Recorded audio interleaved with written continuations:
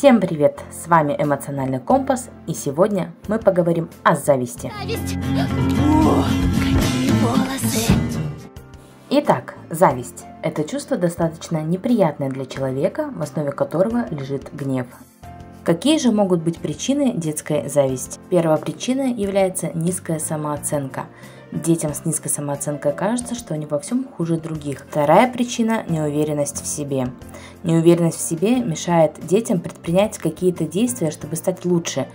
Из двух вышеперечисленных причин появляется обесценивание самого себя.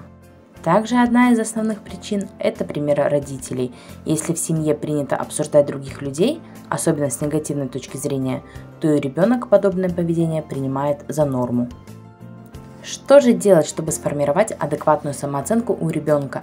Конечно же, в первую очередь проявлять безусловную любовь, избегать сравнений, избегать постоянной деструктивной критики, подчеркивать положительные качества детей, а также, самое важное, показывать личный пример.